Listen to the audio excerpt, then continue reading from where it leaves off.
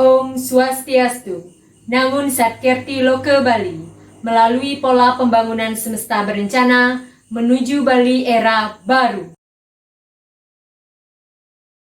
Halo sahabat belajar, perkenalkan nama saya Nikomang Tripuspayanti. Hari ini kita akan belajar tentang bunga dalam matematika. Adapun tujuan pembelajaran materi ini, yang pertama, mampu memahami konsep bunga tunggal serta penerapannya dalam kehidupan sehari-hari.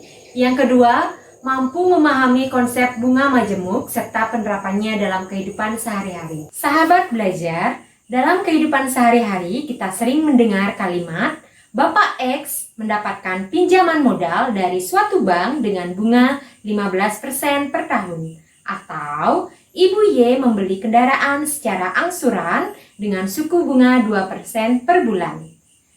Dalam kalimat tersebut kita mendengar istilah bunga. Lalu, sebenarnya apa yang dimaksud dengan bunga? Sahabat belajar, yang dimaksud dengan bunga dalam matematika adalah jasa dari simpanan ataupun pinjaman yang dibayarkan pada akhir jangka waktu tertentu yang telah ditentukan atas persetujuan bersama. Oke sahabat belajar, coba kita perhatikan contoh berikut.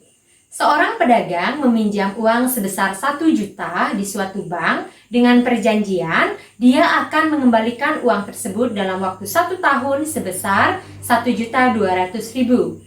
Nah, dalam hal ini, 1 juta itu disebut dengan modal, sedangkan uang kelebihannya sebesar 200.000 itu disebut dengan bunga. Bagaimana sahabat belajar? Sudah cukup jelaskan tentang pengertian bunga?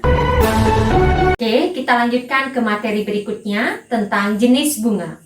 Sahabat belajar, bunga dapat dibedakan menjadi 2 jenis. Yang pertama ada bunga tunggal, dan yang kedua ada bunga majemuk. Sahabat belajar, yang pertama kita akan membahas tentang bunga tunggal.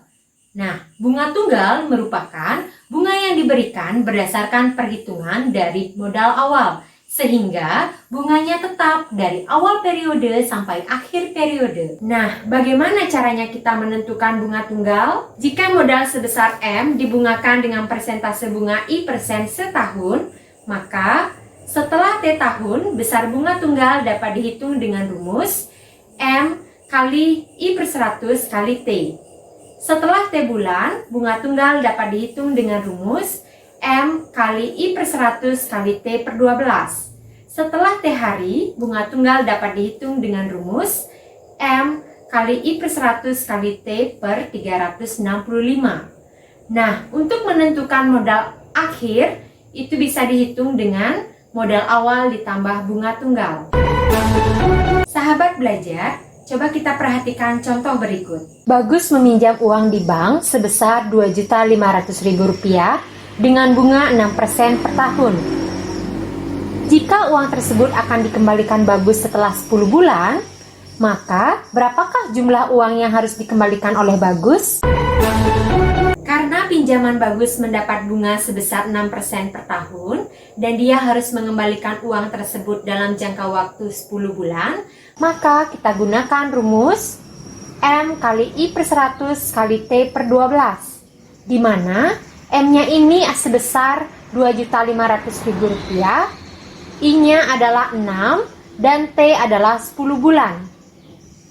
Sehingga 2.500.000 dikalikan dengan 6/100 kali 10 per 12, itu hasilnya adalah Rp1.250.000. Sehingga uang yang harus dikembalikan Bagus dalam waktu 10 bulan itu sebesar Rp2.500.000 ditambah Rp1.250.000, yaitu Rp3.750.000. Bagaimana sahabat belajar? Sudah paham bukan tentang bunga tunggal? Oke, kita lanjutkan ke materi berikutnya tentang bunga majemuk. Bila bunga tunggal, besar bunganya selalu tetap dari periode-periode sebelumnya. Sedangkan bila bunga majemuk itu diberikan berdasarkan perhitungan modal awal dan akumulasi dari bunga periode-periode sebelumnya. Sehingga besar bunga majemuk di setiap periodenya itu selalu tidak tetap atau berubah. Lantas, bagaimana cara kita menghitungnya? Sahabat belajar, jika modal awal sebesar M mendapat bunga majemuk sebesar B% per bulan, maka setelah N bulan, modal akhir dapat dihitung dengan rumus M kali 1 ditambah B per 100 pangkat N.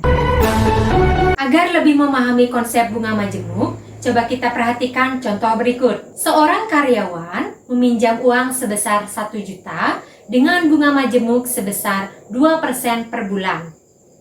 Pertanyaannya, berapakah modal akhir yang harus dia keluarkan dalam jangka waktu 5 bulan? Kita bisa menggunakan rumus bunga majemuk sehingga kita mendapat modal akhir sebesar 1.104.000. Baik, itu tadi materi bunga tunggal dan bunga majemuk. Bagaimana sahabat belajar? Sudah paham bukan tentang konsep bunga tunggal dan bunga majemuk? Demikian dulu ya materi kita hari ini. Sampai jumpa. Om Santi, Santi, Santi, Om.